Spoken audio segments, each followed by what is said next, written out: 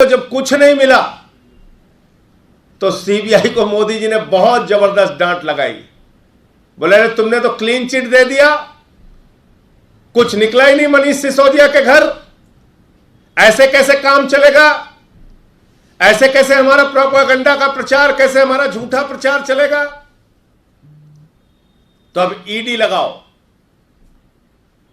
और मनीष सिसोदिया के घर कुछ नहीं मिला, ठीक है, पूरे देश भर में छापेमारी करो, कुछ भी करो, कहीं से भी कुछ निकालो और उसको मनीष सिसोदिया से जोड़ दो।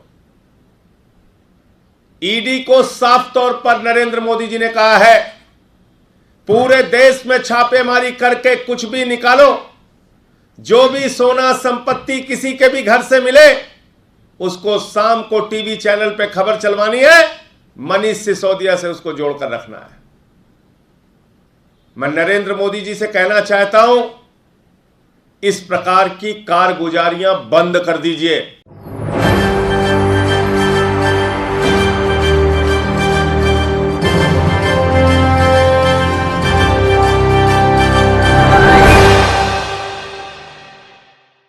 नमस्कार, मैं हूं राहुल शर्मा। आप देख रहे हैं SP9 न्यूज़। स्वागत है आप सभी का आज के इस प्रोग्राम में। और प्रोग्राम की शुरुआत इस वक्त हम कर रहे हैं गुजरात चुनाव से।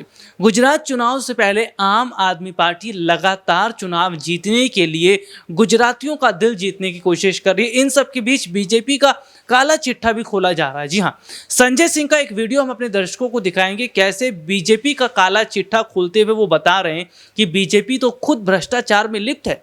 ये क्या भ्रष्टाचार की बात करेगी? अभी हाल ही में हमने देखा था कि दिल्ली में जिस तरह से शिक्षा मंत्री मनीष सिसोदिया के यहाँ छापे मारे गए, या ओखला से विधायक अमानतुल्लाह खां के यहाँ छापे मारे गए, लेकिन मिला कुछ नहीं।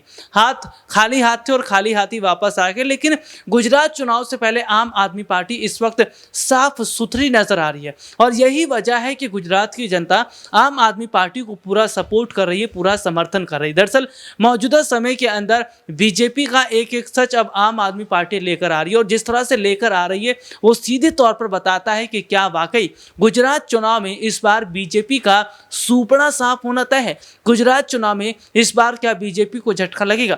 देखिए सबसे पहले संजय सिंह का ये वीडियो। आपका चेहरा बेनकाब हो चुका है, पूरे देश के सामने आपकी पार्टी का दोहरा चेहरा बेनकाब हो चुका है। सीएजी के ऑडिट में 110 करोड़ रुपए का राशन घोटाला शिवराज सिंह जी की सरकार के खिलाफ मिला। कोई सीबीआई ईडी उनके खिलाफ जांच नहीं करती। जहरीली शराब में 100 से ज्यादा लोगों की मौत हो गई। गुजरात के अंदर लगभग 10,000 करोड़ का काला कारोबार शराब का हर साल होता है। कोई ईडी सीबीआई की जांच वहां पर नहीं हुई।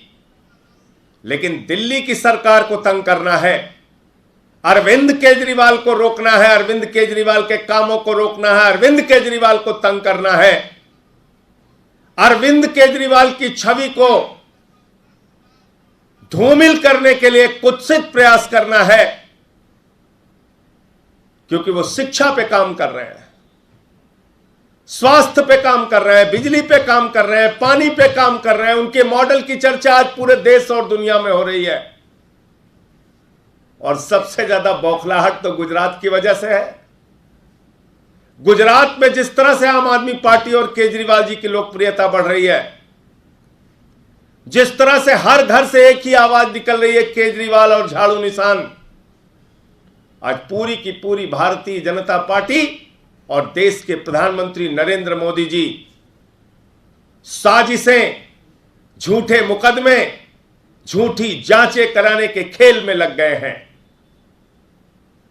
पूरा देश आपको देख रहा है प्रधानमंत्री जी कि आपकी जांच एजेंसियां किस प्रकार से काम कर रही हैं, किस प्रकार से दुर्भावना से एक के बाद एक कार्रवाई कर रही हैं। मनीष सिसोदिया पे आरोप लगाते हो, मनीष सिसोदिया पे कुछ निकलता नहीं। 14-14 घंटे सर पे आसमान ले लेते हो, निकलता कुछ है नहीं।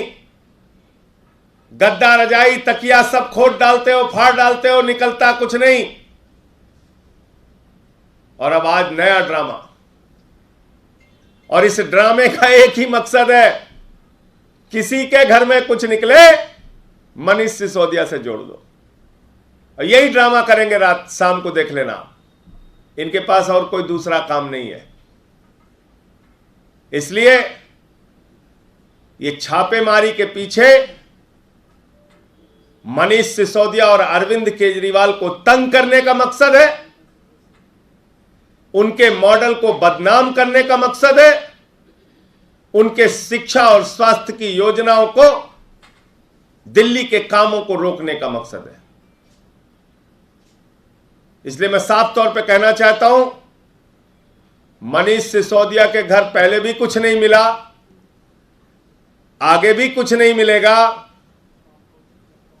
एक नहीं 1000 जांच करा लो, एक नहीं 1000 जांच एजेंसियां लगा लो, जितनी ताकत तुम्हारे पास है भाजपाइयों लगा के देख लो। तो ये वीडियो आपने देखा जिसमें विस्तार से बताया गया कि किस तरह से बीजेपी आज खुद भ्रष्टाचार करती नजर आ रही है और खुद दूसरों को नसीहत सलाह दे रही है कि ये पार्टियां भ्रष्टाचार करें। दरअसल आज बीजेपी जिस तरह से गुजरात चुनाव जीतने के लिए आम आदमी पार्टी का रास्ता रोकने की कोशिश कर रही है, वो सीधे तौर पर बताता है कि आज भाजपाई डरे हुए हैं।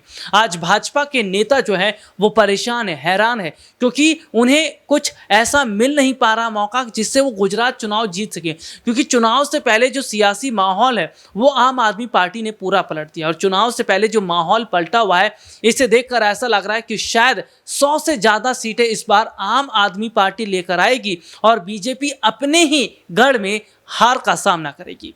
आज के लिए इतना ही, आपसे फिर दोबारा मुलाकात होगी, तब तक के लिए इजाजत दीजिए, नमस्कार।